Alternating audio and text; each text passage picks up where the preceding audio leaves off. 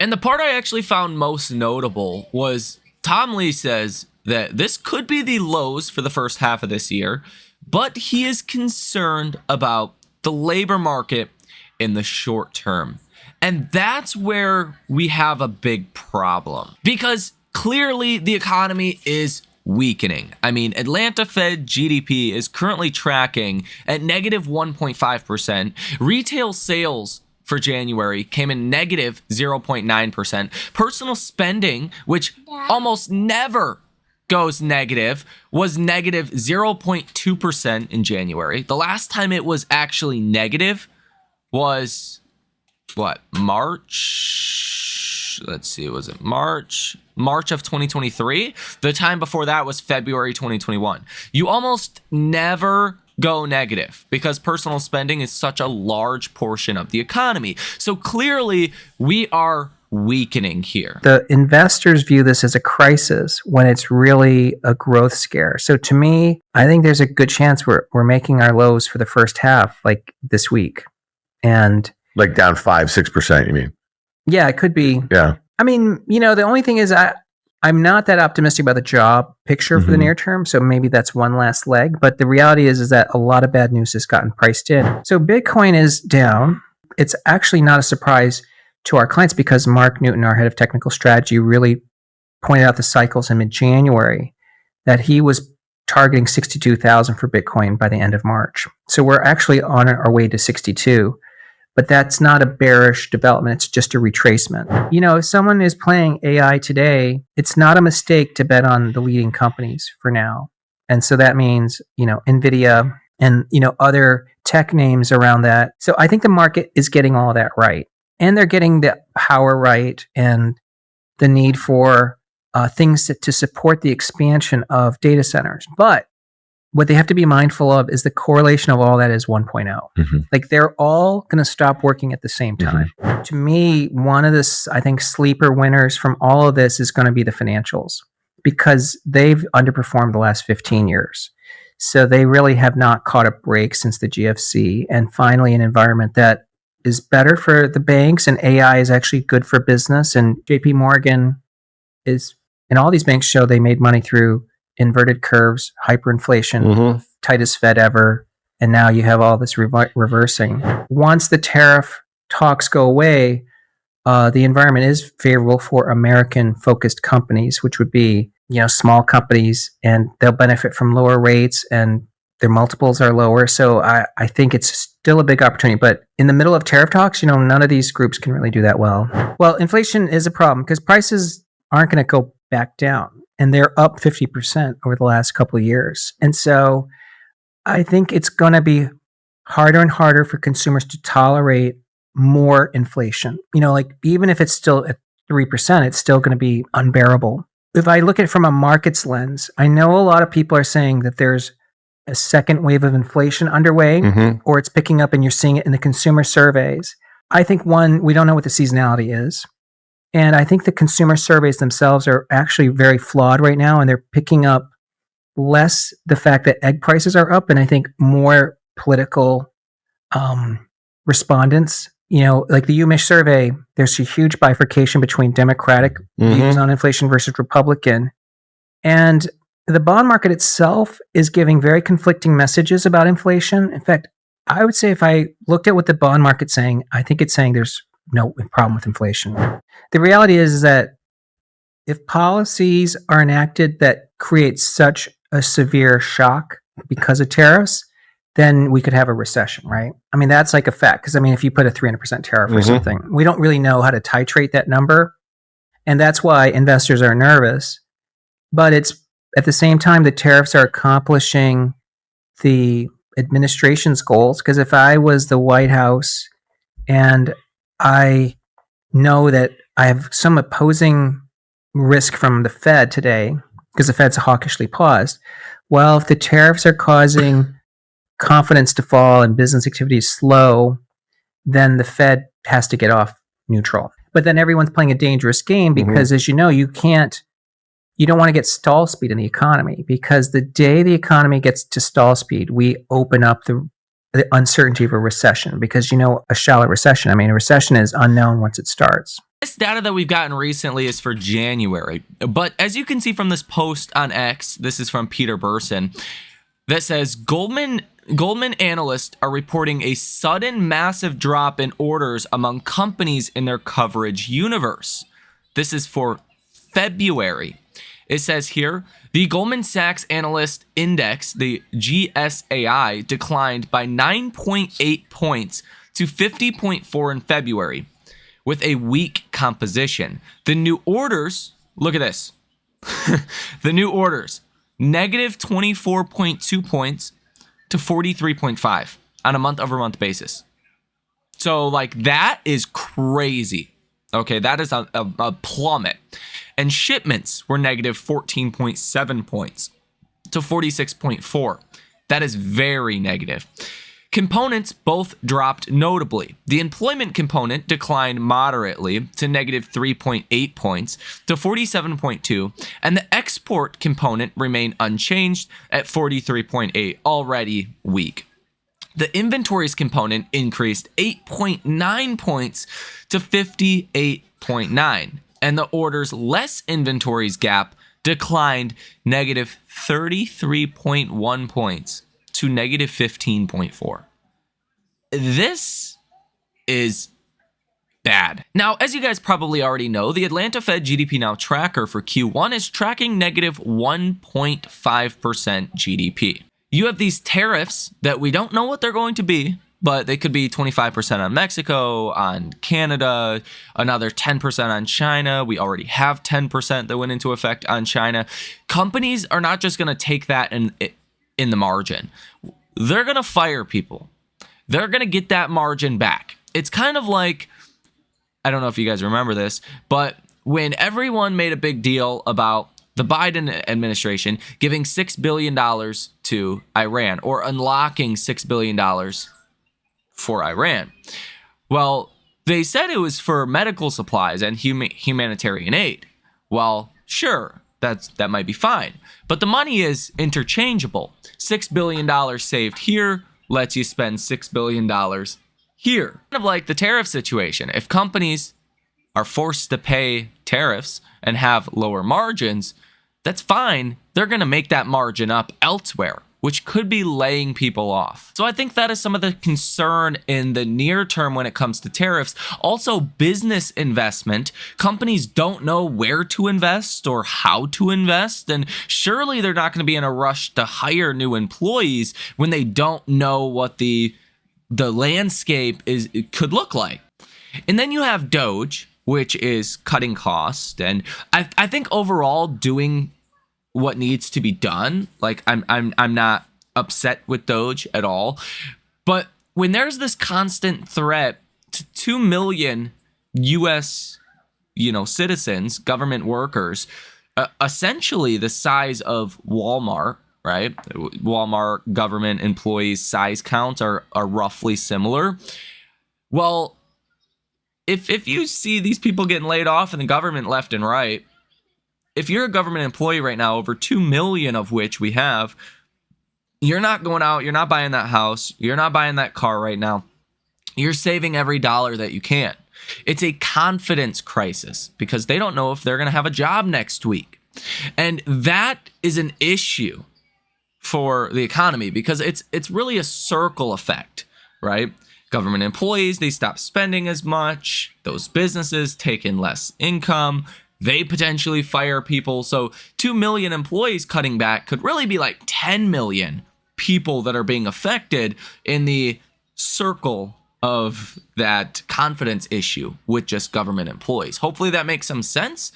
It is material to the U.S. economy. Clearly, there is downside pressures on the economy. But what makes this worse from a market's perspective is the impact that tariffs could have to inflation.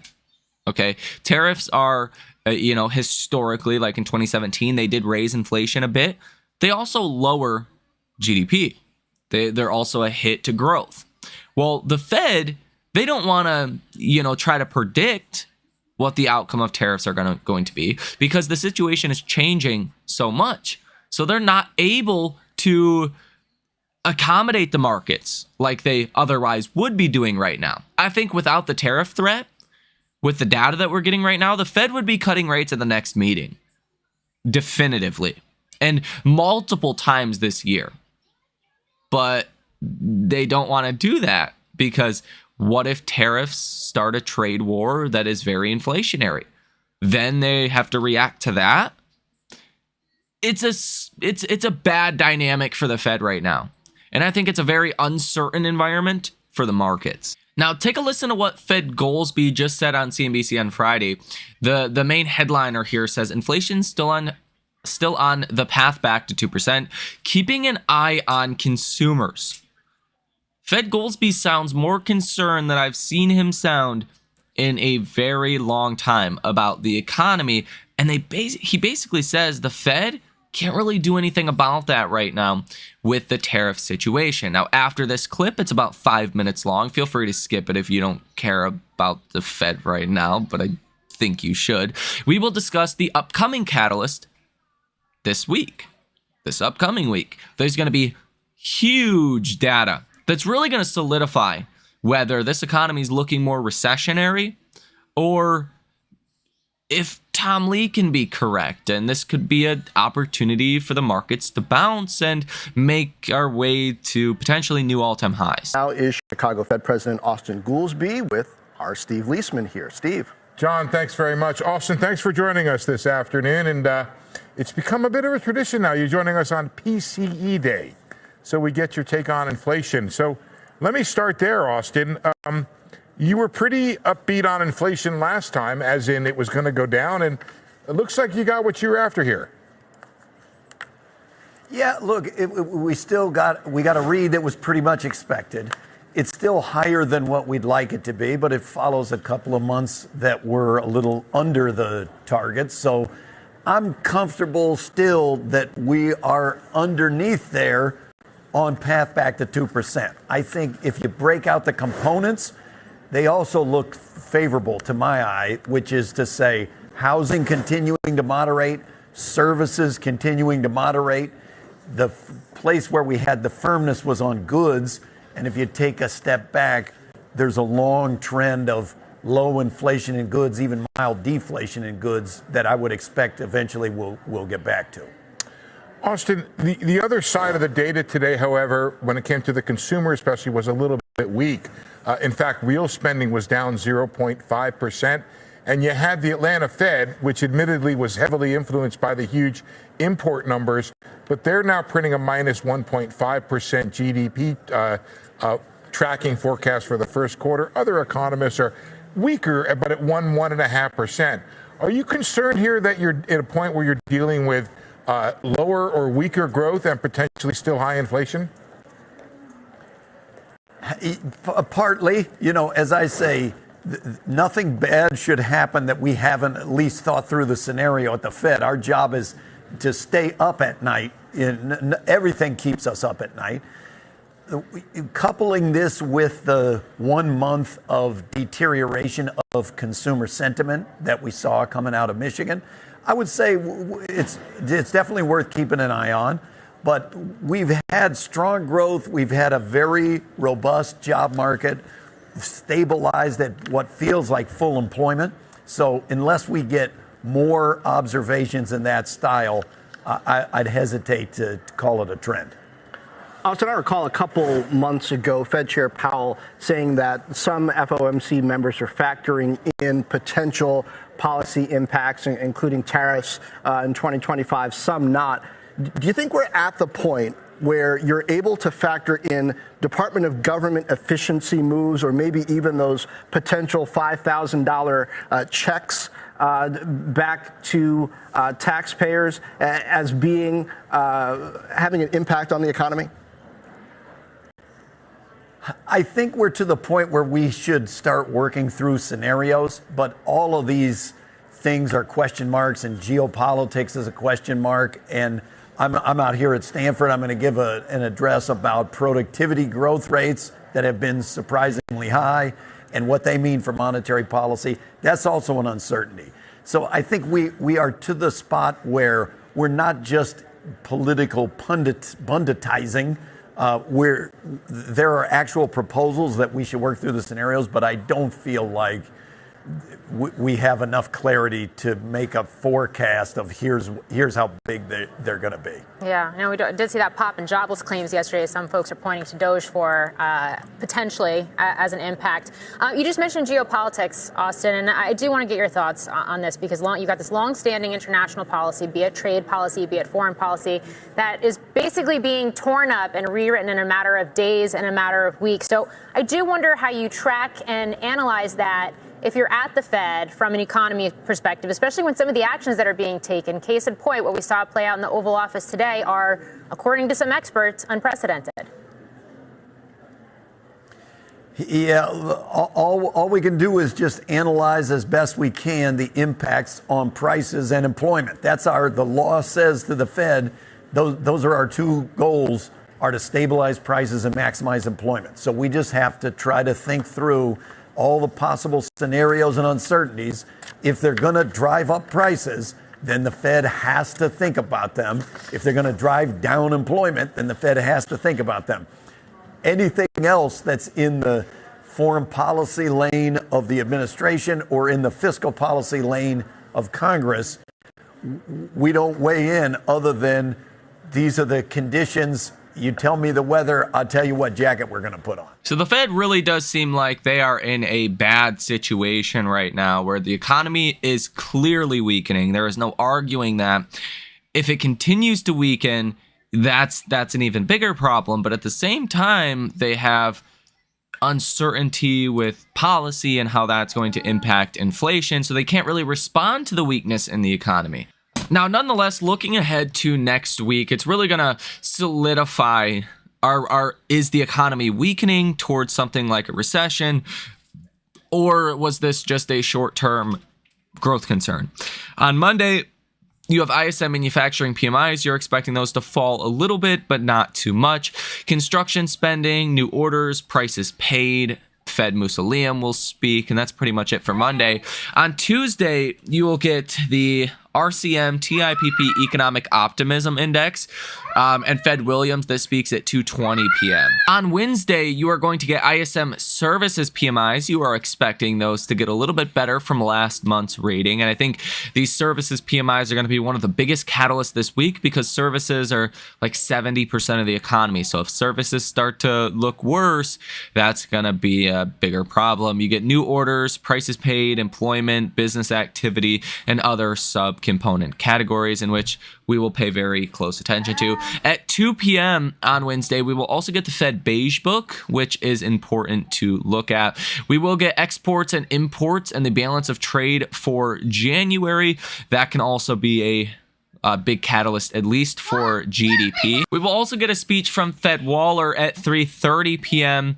and Fed Bostic at 7 p.m. on Thursday. You will also get wholesale inventories month over month at 10 o'clock in the morning on Thursday. Friday, we are going to have non-farm payrolls. You're expecting 133,000. Obviously, big miss there. That's bad. Numbers coming in higher. That's good. Unemployment rate is expected to stay steady at 4%. You will get a speech from Fed Bowman, Fed Williams, Fed Kugler, and Jerome Powell on Friday. So, yeah. Friday, huge day. But basically every day of this upcoming week, you're going to have data that will tell us more about the economy. And that is what markets are going to pay close attention to. Now, on Friday, we had a pretty aggressive rally. I think a lot of that had to do with sentiment that really got overly bearish. Okay, when sentiment is this bad on something like the AI Investor Sentiment Survey that shows over 60% of investors are bearish over the next 6 months and under 20% of investors are bullish, the S&P is normally down about 27% from all-time highs by the time you're this bearish. We were down at peak about 5% from all-time highs. You're down about 3% from all-time highs now. So from a sentiment perspective, I think you got so bearish so fast that you were destined to see a bounce. Now, you're really back to the midpoint of the range that we have been at for months now, the range that we really broke into November of 2024, the election range, if you will. And you know, depending on what happens with the economy is really going to be definitive to what happens next in markets. I don't like the trajectory of how the economy looks right now. And until the growth scare concerns are resolved, or until the Fed can be more accommodative, I don't like the risk reward in markets here. Now, could we continue to bounce? Sure. The bounce on Friday felt very mechanical. It felt like a bear market bounce, where sentiment just gets so negative, you go through an explosive bounce for no reason. We had inline CPI data on Friday. You had bad personal income or inflationary personal income data, bad personal spending data. I mean, a bad GDP projection from the Atlanta Fed. You had Trump and Zelensky, blowing up relations in the White House. I mean, nothing was good about Friday. There was no reason why markets bounced the way they did. When you get that kind of price action, it doesn't give me a lot of confidence that the bounce is going to hold. Now, one of the next big catalysts for markets is also going to be Monday at midnight, when the 25% tariffs on Canada and Mexico will go into effect. And I think that will feed into, again, not only inflation concerns, but growth concerns. In 2017, tariffs caused the economy to weaken a bit, and it caused inflation to rise a bit. You could expect something similar, which we're already kind of looking stagflationary based on the recent data, and some of those fears could be amplified. So what's the game plan here in markets? Game plan: raise as much cash as possible, stay in markets. Obviously, I don't think you ever want to sell out, because what if things are good? They go back, markets continue to do well, break through all-time highs. You don't want to be out of markets. You don't want to miss out on that. But you don't want to have margin in case markets fall like 20% from here. That's definitely a big no-go. You don't, again, want to have leverage. You want to have cash ready to go. You want to be selectively buying high-quality companies that are beaten down at this point, or companies you believe in for the long term. I think there is an opportunity to hedge for the downside in puts if we do bounce further from here. Let's say we bounce to like 600 again coming on Monday, then I think the opportunity for puts looks a little bit more attractive than it does now, because premiums are so jacked. I do think TLT calls make a lot of sense as a hedge as well. If the economy weakens, you should see TLT continue to rise, especially if the economy or the stock market gets worse. Investors are going to rush into TLT as a bit of hedging and protection from that downside. But again, this is not financial advice, not a recommendation. I think the best thing you can do right now, foolproof thing to do, is raise as much cash as possible and get out of margin debt as fast as possible as well. So let me know what you guys think about this down below in the comment section. Ladies and gentlemen, have a fantastic rest of your day, and I will see you in the next one.